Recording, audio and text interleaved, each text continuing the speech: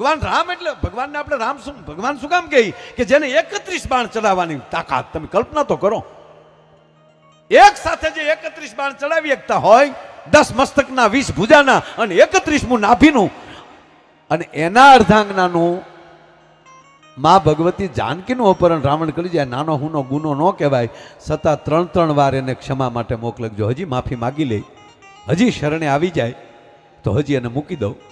છેલ્લે અંગત જેવાને, અને મને પાછો આનંદ ઈ આવ્યો સાહેબ, આ રામકથામાં તમે જુઓ ને તો પ્રભુ રામની તાકાત તો જુઓ સાહેબ, કે અવડા મોટા સમાધાન માટે મારા ભારત વર્ષના 21 વર્ષના યુવાનની પસંદગી કરી. નગર તો બુઢાપા હતા એમાં, આ જાંબુવાન બુઢા હતા, સમાધાનમાં ઠરેલ બુદ્ધિને જ મોકલાય ને, સમાધાન નહીં, પણ એને પસંદ કર્યા ભગવાન રામે અંગતને, કે મારા દેશનો યુવાન પણ એમ કહેવાય કે આવું સમાધાન કરાવી શકે, જો એના તાકાત હોય. હામા વાળો જો સ્વીકારે. અને બીજી વાત, ભગવાન રામે કેવડું સાહસ કર્યું ખબર? જેના પિતા વાલીને મારીને ભગવાન આવ્યા હતા, અને એનો દીકરો અંગદ એને મોકલ્યો રાવણ પાસે. રાવણને કદાચ એવું ભગવાને ચેલેન્જ કરી છે કે એના પિતાને માર્યા છે, એ મારી ભેગો છે, એ મને ઓળખી ગયો છે, અને એને હું તારી પાસે મોકલું છું, તારામાં તેવડ હોય તો તારા પક્ષમાં લઈ લે. અને રાવણે પ્રયાસ એ જ કર્યો સાહેબ. સાંભળજો, યુવાન મિત્રો બધા બેઠા એટલે આ વાત લઉં છું. અને યુવાન એને જ કહેવાય કે જેનો પ્રવેશ થાય, ન ઓળખતા હોય તો પૂછવા જોવે કે આ કોણ છે, આ કોણ આવ્યું, આ ક્યાંથી આવ્યું, એમ નહીં. ધ્યાન દેજો, ઝીણી ઝીણી વાતો છે. આ કોણ આવ્યું, ક્યાં બાત છે. હા, ઘણું આવે છે આ ક્યાંથી આવ્યું, એમ નહીં, એમ નહીં, એમ નહીં. રાવણની કચેરીમાં સાહેબ કોઈથી રાવણથી નજર ન હટાવાય, પણ જેવો અંગતનો પ્રવેશ થયો હડો હાટ કરતી બધાની નજર રાવણ બાજુથી હટી ગઈ અને અંગત બાજુ જોવા મળી. એટલું નહીં, રાવણ બોલ્યો છે, એ વાનર તું કોણ છો, બોલાઈ ગયું, રાવણને બોલાઈ ગયું. અને ત્યારે અંગત બોલે છે કે સાંભળ મહારાજ, મેં અંગત વાલી કા બેટા.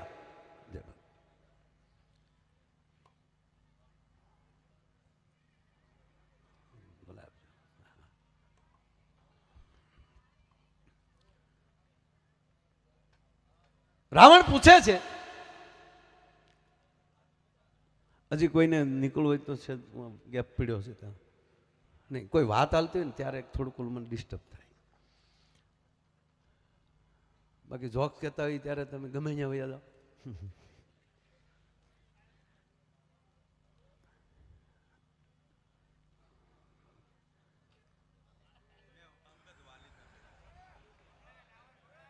સાવાસ દોસ્ત. અને અમારે એ જોવાનું છે કેટલા બેઠા એ મહત્વ નથી, કોણ કોણ બેઠા એ મહત્વનું છે.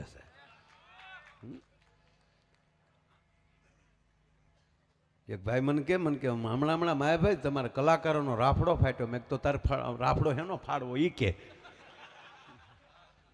જ્યાં કલા વધી છે એના પોખણા કરવાના હોય કે એની વાતો કરવાની હોય. આ કલાનું સ્ટેજ વધતું જાય છે. અને એમાં કીર્તિભાઈ આવ્યા પછી તો આખું આમ મારા આખું લેવલ વધી ગયું. અમે મરી ગયા 150 રૂપિયામાં ઉતારા ઓરડા મેડીના મોલ ગાય.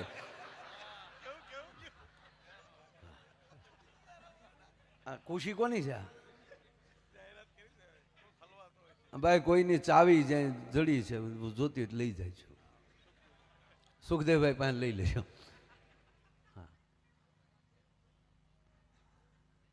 અંગતનો પ્રવેશ થયો છે. રાવણના મોઢામાં શબ્દ નીકળી ગયો, એ યુવાન તું કોણ છો? અને ત્યારે અંગત બોલે છે, હજી મૂછનો દોરો ફૂટ્યો છે. ત્યારે અંગત બોલે છે, એ લંકેશ, મેં વાનર, મેં અંગદ વાલી કા બેટા. વાલીનું નામ સાંભળ્યું? હવે જેને 100 મહિના બગલમાં રાખ્યો હોય એ ન ઓળખે, પણ રાવણી વૃત્તિ એને કહેવાય કે જેનાથી એને પૃથ્વીના ગોળા ઉપર કેવલ એક ઉપર ભય હતો, એ હતા વાલી. અને વાલીને તો ભગવાન રામે વિદાય આપી દીધી. એટલે આને જે ભય હતો ને એ નીકળી ગયો કે હવે આ પૃથ્વીના ગોળા ઉપર મને મારે એવું છે કોણ? અને ત્યારે અંગત કહે છે કે હું એ વાલીનો દીકરો છું. મહારાજ તમે ક્યારે નામ સાંભળ્યું છે એનું? હા, એક હતો વાલી, મહાન હતો, તું એનો દીકરો છો? અહીંયા. હા મહારાજ, હું વાલીનો દીકરો છું. કોક દી રામાયણમાં ડોક્યું કરજો મારા બાપ. રાવણ બોલે છે તારી જનેતાએ તારા કરતા પથ્થરને જન્મ આપ્યો તો સારું હતું.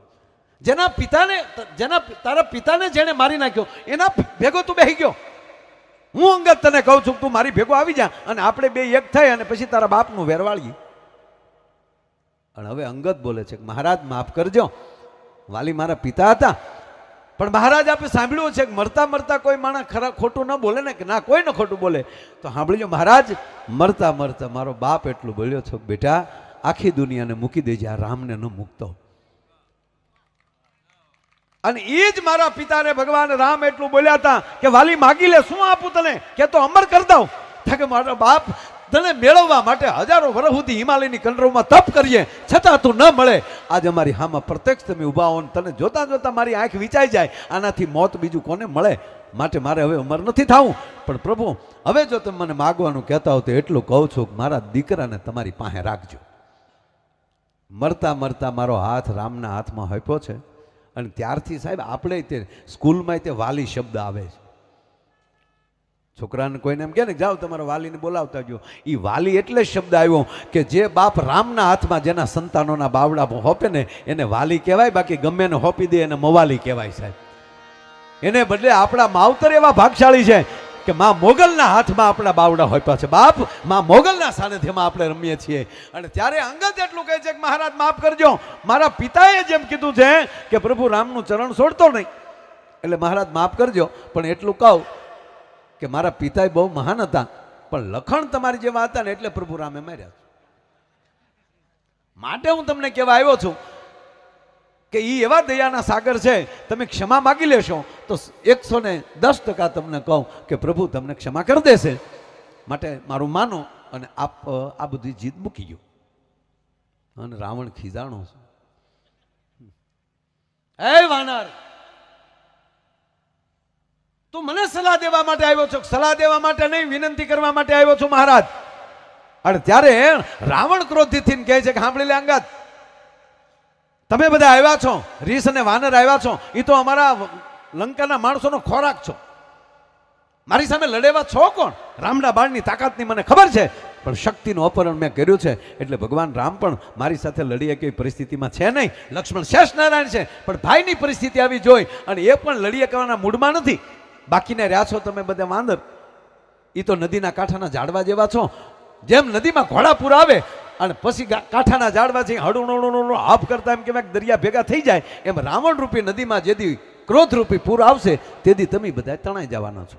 એટલું કહીને રાવણ જો સાનો મનો રહી જાય તો આબરૂ રહી જાય. પણ આગળ વધ્યો કે હા અંગત એક કહું, તમારા જે ટીમ છે ને, તમારી જે આખી સેના છે ને, એમાં એક થોડોક મને મહાન લાગ્યો. કોણ મહારાજ? કે થોડાક દી પહેલા જે મારું ગામ હળગાવી ગયો ને, કોઈને હા ન લેવા દીધો. ખરેખર જ્યારે અશોક વાટિકા જ્યારે હનુમાનજી ઉજળ કરતા હતા ને, કારણ કે માં જાનકીને કીધું કે માં હવે હું એક તો હું દરિયો કૂદીને આવ્યો છું અને પાછા રસ્તામાં જેટલા હામા મળ્યા ને એ મને ખાવાવાળા જ હામા મળ્યા, મને ખવડાવે એવો કોઈ મળ્યો નહીં. પણ તું માં છો એટલે માં હું તને એટલું કહું, મને હવે ભૂખ લાગી છે, મને કંઈક ખાવાનો બંદોબસ્ત કરી ગયો ને. અરે કે બેટા અહીંયા લંકામાં ક્યારે હું નીકળે કંઈ નક્કી નહીં, આમાં ઘેના ઝાડવા છીએ મને ખબર નથી. પણ આ અશોક વાટિકામાં તને એક વિનંતી કરીને કહું, નીચે પીડ્યા હોય ને એ ફળ ખાજે, પાકલ હોય ને એ ફળ ખાજે, જોઈને ખાજે. હવે અંદર અહીંયા બગીચા માટે મારવા ગયા ને એટલે સ્વચ્છતા અભિયાન પૂરું હાલતું હતું લંકામાં. પાંદડું હેઠું ન પીડ્યું હોય એમાં ફળ ક્યાંથી પીડ્યું હોય? હનુમાનજી કે માએ કરી ભાઈ હવે આમાં હેઠે ક્યાંય પડેલું નથી, પણ કે કાંઈ વાંધો નહીં, આપણે હેઠે પડે એ જ ખાવાને. એટલે થળિયા માલી હલાવે. હવે હનુમાનજી જે ઝાડને થળિયા માલી હલાવી મૂળિયા રહ્યા એના, અને ઝાડને ઊંધા માથે કરે ને ખખેરીને પાછું ખોડી દે. અને આ તોફાન બધું જોયું એટલે માણસોએ રાવણને કચેરીમાં જઈને કીધું કે મહારાજ એક કોઈક વાનર આવ્યો છે ને એક એક ઝાડને ખખેરીને ઊંધું કરીને પછી ફળ ખાય છે. અને ફોજ મોકલી, જેમ ઝાડવાને ખખેરતા થાય એમ આવડાને ખખેર્યા. પાછા હનુમાનજી એને પાછા મારે તો ખરા, પણ કોઈ જવા ન દે, બધા એમ ક્યાં બેસી જવા અહીંયા. અને એ પોતે ખાય અને આવડાને શું કહે, તમે ધૂન ચાલુ કરો. હવે એની પેઢીમાં કોઈ રામ ધૂન નહોતી ગાઈ ને, એ હનુમાનજી ધૂન ગાય, બોલો શ્રી રામ જય જય.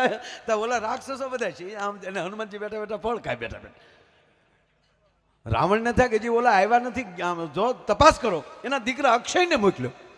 અક્ષય જાતો બેટા શું કરે છે? એટલે અક્ષય આવ્યો ને તો આ હનુમાનજી મહારાજ ફળ ખાય છે ને ઓલા ધૂન પાછા હનુમાનજી આખું બાંધ. એટલે રાક્ષસ આમ અક્ષય આવીને એને માર્યા કે તમને પકડવા મોકલ્યા, ધૂન ગાવા મોકલ્યા. ઓલા ક્યાં ગાતા નથી, ગવાઈ જાય છે આના મારથી. એક ઝાડ પકડીને ફેંક્યું ભાઈ. હનુમાનજી મહારાજ બેઠા બેઠા અક્ષયનો ક્ષય થઈ ગયો. જેટલા જેટલાને મોકલ્યા એ બધાને ધૂન ગાતા કે કરી દી તમારી લંકામાં એક હનુમાનજીમાં મને તાકાત દેખાણી. મારા દીકરા અક્ષયનો પણ ક્ષય કર્યો અને બ્રહ્માસ્ત્ર સિવાય બંધાણા નહીં. અને એટલું નહીં અંગદ, એનું પૂછડું કવડું છે હજી અમારી પાસે માપનું આવ્યું. ગામમાં ઘાસલેટ તેલ કાંઈ રહેવા ન દીધું. જેમ ગોદડા ગાભાન કપડાને વીટવીએ ત્યાં એટલું લાંબુ થાય. હેરીએ સીડ્યું, ટ્રાફિકમાં માનતું હતું. અને કે જેટલાના ઘેરેલી કપડા, ગોદડા, ગાડલા, તેલ, ઘાસલેટ જે વખતે હોય એ જેની જેને ઘેરે આવ્યું ને એની ઘેરે પાછો ભડકો કરી આવ્યો. એક તે વિભીક્ષણની ઘેરેલી નહોતું આવ્યું એટલે વિભીક્ષણનું ઘર બાકી રહેવા દીધું. આપણે તે ગામડામાં જો આ જન્માષ્ટમી કે એવું હોય ને તો પંજરીનો એનો ફાળો કરવા માટે આપણા મહારાજ જાય. એટલે જેની ઘેરેલી પાછો ફાળો આવ્યો ને એની ઘેરે હવારમાં પંજરી પોગાડે. હનુમાનજી એમાં માનતા હતા કે જ્યાંથી ફાળોનો આવ્યો હોય ત્યાં આપણે પ્રસાદી ન અપાય. એટલે વિભીક્ષણના ઘેરેલી કોઈ એવો ફાળો આવેલો નહીં એટલે એનું એક ઘર બાકી રહેવા દીધું, બાકી આખી લંકા હળગાવી નાખી. અને હવે અંગત એટલું કહે છે મહારાજ હવે મને એવું લાગે છે કે તમારી બુદ્ધિ બેન્ડ મારી ગઈ છે. કે કેમ? આપ પણ વેદના ગાનારા છો, આપના મુખેલી હનુમાનજીના વખાણ થઈ ગયા એટલે જમદડ જાંબુવાંદ અંગદ નલ સુગ્રીવ ના રહ્યા પણ હજ લગ હનુમાન તું તો કાયમ બેઠો કાગડા. અમારો બાપ હનુમાન હવે કાયમ થપાઈ ગયો છે કારણ કે તમે પણ વેદના ગાનારા છો અને શિવના એકલોતા શિષ્ય છો. આપના મુખેલી વખાણ થયા એટલે અમારો હનુમાન છે એ પણ 11મો રુદ્ર છે, એને કોટી કોટી પ્રણામ કરું. પણ મહારાજ હવે વાત રહી તાકાત નહીં કે જો તમને હનુમાનજી જ જો મહાન દેખાણા હોય તાકાતમાં તો સાંભળી લો મહારાજ, હું વાલીનો દીકરો છું, મને એવું લાગે કે તારી સામું બાધે કોણ? હવે તારી સામે જો આ વાત કરું છું યુવાન મિત્રો કે 21 વર્ષનો યુવાન પરદેશમાં જઈ અને લંકાની કચેરીમાં રાવણ સામે જો આવી ચેલેન્જ કરી શકતો હોય એ ભારત વર્ષનો સંતાન છે. આપણા વરરાજો થાય ને આપણે એને સાફા બાંધીએ અને તલવાર આપીએ અને એના ગીત ગાઈએ. હમણાં મને ઇન્ટરવ્યુમાં પૂછ્યું એક જણાય મને કે આવું વરરાજાને ઘોડો ને એવું શું કામ આપે? હું કહું તમને શું લાગે? તો એ કે અમને એવું લાગે કે મોકો આપે. સટકેશ ના, એને રાજા એ માટે બનાવવા. મને વાતે સાચી ને, એને જો પોતાના ઘરે ફૂલેકું ચડે, ગામમાં એમ કહેવાય ઘોડા ઉપર બેહાડ્યો હોય, દીકરીઓએ ગીત ગાયા હોય, એ ગીત એ ભીતુએ સાંભળ્યા હોય. અને જે જગ્યાએ પણવા જાય ન્યાય માંડવા સુધી અને ઘોડા ઉપર બેસાડે, રાજા બને, આપણે સાફો બાંધે. એનું કારણ એટલું જ કે એ પ્રસંગ પત્યા પછી એ દીકરો એ બજારે નીકળે ને ત્યારે એને ખબર પડે કે આ બજારે મને વરરાજા તરીકે જોયો છે, આ શેરીઓએ મારા ગીત ગાયા છે, હવે આ શેરીમાં મારે કોથળી પી ન નીકળાય, મારે મારી મર્યાદા રાખવી જોઈએ સાહેબ. આપણી જેવી તેવી વાતો નથી સાહેબ આ સંસારની. અંગતે કીધું તારી હારે બાધે કોણ? હવે સાંભળી લે રાવણ, તારી કચેરીમાં આ વાલીનો દીકરો પગ મૂકે છે અને આ પગ જો તારી કચેરી માલિક કોઈ તલભાર ઊંચો કરી લે તો સોગંદ રામના માં જાનકીને મૂકીને અમે હાલતા થઈ જાઉં. એમ કરી અને જય શ્રી રામ કરી અને આમ હાથ પસાડ્યો. એ હાથ પસાડ્યો ને અંગતે ધરતી ઉપર તો રાવણ સિંહાસન પડી ગયો. પડી તો ગયો પણ માથા મળી દહે મુંગટ હેઠા પડી ગયા. અને એ મુંગટ લેવા અંગતે દોડ દીધી, રાવણે દોડ દીધી. અંગતના હાથમાં 4 મુંગટ આવ્યા, એક હાથમાં 2. રાવણને 10 ભૂજા હતી ને તોય સહજ આવ્યા હાથમાં.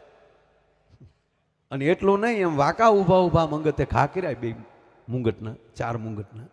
આપણે નથી હારો ખેલાડી હોય, હારો ફિલ્ડર હોય તો એ દડો હજી આમ ઊંચો ન થાય ને એ પહેલામાં ઊભો ન થાય એ પહેલાં એને ઘા કરી દીધો, એની સ્ટમ્પમાં દડી ગયો. એમાં 4 મુંગટનો જ્યાં ઘા કર્યો અને એ મુંગટ ક્યાં ગયા? ભગવાન રામ જ્યાં સેના લઈને બેઠા હતા ને ત્યાં સસડાટી કરતા શારે મુંગટ આવતા હતા તો વાનરો ઉફડક થઈ ગયા હતા કે આ શું આવે? રામે કીધું ધીરા એ મારા અંગતનું પરાક્રમ હાલ્યું આવે છે. હજી યુદ્ધ પહેલા જો રાવણના મુંગટ માથામાં લઈ શકતો હોય એ લંકાને જીતવામાં વાર ન લગાડે.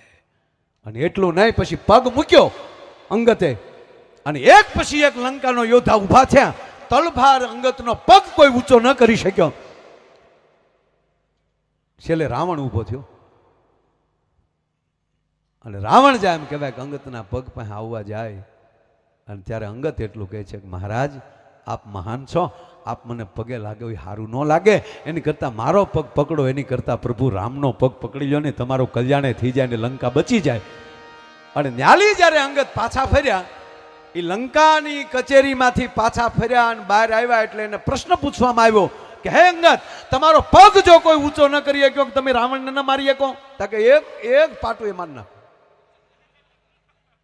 એક પાટું મારું ને તો અમૃતનો કુંભ ગમદીને બહાર નીકળી જાય. અને હવે અંગતને કહે છે તો તમે માર્યો કેમ ને? કરે પણ મારી જ કહું, કારણ કે હું 6 મહિનાનો હતો. અંગત કહે છે કે હું 6 મહિનાનો હતો ને ઘોડિયામાં હિચકતો ને તેથી મારા બાપે ઘૂઘરો કરીને રાવણને ઘોડીએ બાંધ્યો હતો. અને તેથી હું 6 મહિનાનો હતો ને તેથી હું તો ઠપાટું મારતો હતો. હવે તો 21 વર્ષનો થઈ ગયો, એક પાટું એ મારી નાખું. તાક તો તે માર્યા કેમ નહીં? તાકે પ્રભુ રામે કીધું છે કે મનાવા જાજે.